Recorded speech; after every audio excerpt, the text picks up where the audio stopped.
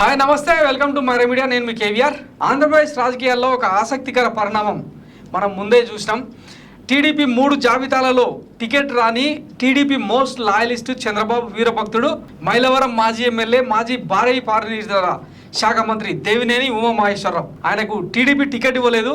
అదే సీటును మైలవరంలో అంటే వైసీపీ నుంచి పార్టీలోకి వచ్చిన సిట్టింగ్ ఎమ్మెల్యే వసంత కృష్ణ ప్రసాద్ కు చంద్రబాబు త్యాగం చేయాల్సి వచ్చింది. దానికి ఆయన చెప్పిన సూత్రీకరణ ఏంటంటే విన్నబిలిటీ క్రైటీరియా. 9 సార్లు ఎన్నికలను ఎదుర్కొన్న అనుభవంతో చేసిన ఎక్సర్సైజ్ లో భాగంగా ఇట్లాంటి వాళ్ళందరినీ నేను బలిచ్చిన అని చెప్పి చంద్రబాబు చెప్పుకున్నాడు అనమాట. ఆయన చెప్పలేదు కానీ అట్లా అర్థం చేసుకోవాలి మనం. అయితే దేవినేని ఉమా ఎక్కడ కూడా తన అసంతృప్తిని కానీ తన అక్కసుని కానీ వెళ్ళగక్కలేదు.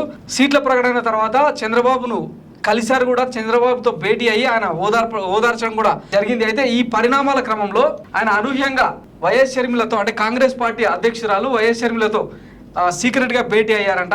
ఈ విషయం మనకు మైరా మీడియాకు ఎక్స్క్లూజివ్ గా తెలిసింది. సో ఆయన రాబోయే ఎన్నికల్లో కాంగ్రెస్ నుంచి రెబల్ అభ్యర్థిగా అంటే టీడీపీకి రెబల్ అభ్యర్థిగా పోటీ చేస్తారన్న చర్చ కూడా పెద్ద ఎత్తున జరుగుతుంది. గతంలోనే ఆయన అంటే టికెట్ ఇక ఎట్టి పరిస్థితుల్లో రాదు అన్న నిర్ణయానికి వచ్చిన తరుణంలో తన కార్యకర్తలతో కలిసి అవసరమైతే వచ్చే ఎన్నికల్లో ఎన్టీ రామారావు అండ్ చంద్రబాబు బొమ్మ పెట్టుకొని ఇండిపెండెంట్ గా పోటీ చేస్తాను తప్ప రాజకీయాల కంటే ప్రత్యక్ష రాజకీయాలకు ఎట్టి పరిస్థితుల్లో దూరంగా ఉండే ప్రసక్తే లేదని చెప్పి ఆయన ఒక స్టేట్మెంట్ కూడా ఇచ్చినట్టు తెలిసింది. అయితే చంద్రబాబే మరి ఆదేశించాడా లేకపోతే ఇది దేవినేని ఉమా నిర్ణయం అన్నది తెలియదు. కానీ ఎట్లాగూ కాంగ్రెస్ పార్టీ కూడా చంద్రబాబు జేబులో సంస్థనే కదా, అది టీడీపీ తల్లి పార్టీ అయితే ఈ కాంగ్రెస్ పిల్ల పార్టీ అయిందనమాట. ఎట్లాగూ తెలంగాణలో కాంగ్రెస్ ను తన శిష్యుడు రేవంత్ రెడ్డిని ముఖ్యమంత్రిని చేసేందుకు పార్టీనే త్యాగం చేసిన గొప్ప త్యాగశీలి చంద్రబాబు. సో ఈ నేపథ్యంలో అంటే కాంగ్రెస్ కూడా ఎట్లా మన జేబులో పార్టీ కాబట్టి ఆ పార్టీ నుంచి టికెట్ తీసుకో ట్రై చేయని చెప్పి ఇట్లా ఆదేశించడమో, అందులో భాగంగానే షర్మిలతో భేటీ అయ్యి ఆ పార్టీ నుంచి ఎమ్మెల్యేగా పోటీ చేస్తారన్నది కూడా తేలాల్సి ఉంది. ఇప్పుడు ఎట్లాగూ ఇక సిద్ధాంతాలు లేవు, భావ వైరుధ్యాలు లేవు. చంద్రబాబు దిక్కుమాలిన రాజకీయానికి ఒక ప్రాతిపదిక అనేది లేకుండా పోయింది కదా. అసలే కాంగ్రెస్ పార్టీ మీద తెలుగోడి ఆత్మగౌరవాన్ని కాపాడడానికి పోటీగా పెట్టిన టీడీపీ పార్టీలో ఏం జరుగుతుందో ఆల్రెడీ ఆంధ్రప్రదేశ్ ప్రజలకు అందరికీ తెలిసిందే.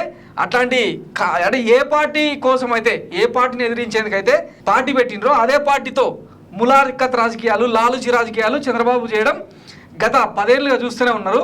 ఈ నేపథ్యంలో అంటే అట్లాంటి పార్టీలో పోయి దేవినేని ఉమా టికెట్ తెచ్చుకొని పోటీ చేస్తే కొంత మైలవరంలో ఇంట్రెస్టింగ్గా మారే అవకాశం ఉంది. ఒక మైలవరం ఎమ్మెల్యే టికెటే కాదు, అవసరమైతే కృష్ణా జిల్లా కాంగ్రెస్ బాధ్యతలు మొత్తం కూడా ఈయనకే ఇచ్చేందుకు, దేవినేని ఉమామహేశ్వరరావుకి ఇచ్చేందుకు ఒక ప్రపోజల్ కూడా పెట్టినట్టు తెలిసింది. ఇక పోతే 2019 ఎన్నికల్లో వైఎస్ఆర్సీపీ నుంచి వసంత వెంకట కృష్ణ ప్రసాద్ 1,14,000 ఓట్లు సాధిస్తే దేవినేని ఉమా 1,02,000 ఓట్లు అంటే కేవలం 12,747 ఓట్ల తేడాతో ఓడిపోయారనమాట. ఆ తర్వాత అంటే ఏ రోజు కూడా ఖాళీగా కూర్చోకుండా వసంత వెంకట కృష్ణ ప్రసాద్ స్థానికంగా అంటే మైలవరంలో వైసీపీ అధికార పార్టీ ఎమ్మెల్యే మీద తిరుగులేని పోరాటం చేసిండు. వసంత వెంకట కృష్ణప్రసాద్ని బురద కృష్ణప్రసాద్ అని, ఇసుక ప్రసాద్ అని చెప్పి ఈయన పేర్లు పెట్టి ఆయన అవినీతిని అడుగడుగున అడ్డుకుంటూ వచ్చారు. ఈ నేపథ్యంలో అంటే ఒక రకంగా వసంత వెంకట కృష్ణప్రసాద్ అవినీతి పరుడని ప్రొజెక్ట్ చేయడంలో ఉమామహేశ్వరరావు ఆల్మోస్ట్ సక్సెస్ అయ్యిండు. కానీ చివరికి విధి విచిత్రం ఎట్లా తయారైందంటే ఇదే వెంకట కృష్ణప్రసాద్ టీడీపీలో చేరడం, ఇదే దేవినేని ఉమామహేశ్వరరావుకు చంద్రబాబు టికెట్ ఇవ్వకుండా అడ్డుకోవడం, ఇదే అక్కడ మైలవరంలో జరిగిన పరిస్థితి. వాస్తవానికి మొత్తం రాష్ట్ర టీడీపీ క్యాడర్ ఎవ్వరు కూడా దేవినేని ఉమాకు టికెట్ రాకపోవడాన్ని డైజెస్ట్ చేసుకోలేకపోతున్నారు అనమాట. సోషల్ మీడియాలో పెద్ద ఎత్తున దాని మీద ట్రోలింగ్ కూడా చేసిర్రు. ఇట్లాంటి కీలకమైన నేతలకే టికెట్లు ఇవ్వకపోతే ఇంక ఈ పొత్తెందుకు, ఈ లొల్లాయి ముచ్చట్లు ఎందుకు అని చెప్పి చాలా ఆవేదనగా ఆక్రోశంగా పోస్టులు కూడా పెట్టారు. చంద్రబాబు కూడా దీని మీద ఇంకా రాష్ట్ర ప్రయోజనాలు ఎట్లాగో రొడ్డకోటుడు వాదన ఉంటుంది కదా, రాష్ట్ర ప్రయోజనాలు, దేశ ప్రయోజనాలు, విన్నబిలిటీ క్రైటీరియా, ఈ బొంగు భోషణం అని పాతపట్నం రమణ, శ్రీకాకుళం లక్ష్మీదేవి, మైలవరం దేవినేని ఉమా, పెదకూరపాటు శ్రీధర్. మన పార్టీలో సీట్లు ఇచ్చాం. మన పార్టీలో ఉండే వ్యక్తులు కూడా మనం అకామిడేట్ చేసుకోలేకపోయాం. ఈ విషయం మీరు గుర్తుపెట్టుకోవాల్సిన అవసరం ఉంది. అంటే వాళ్ళు కష్టపడలేదని కాదు, కష్టపడ్డారు. కానీ రాష్ట్రం కోసం, ప్రజల కోసం త్యాగం చేయాలనుకున్నప్పుడు వినబిలిటీ ఒక క్రైటీరియాగా పెట్టుకున్నాం. ఈ విషయం మీరు అందరూ గుర్తుపెట్టుకోవాల్సిన అవసరం ఉంది.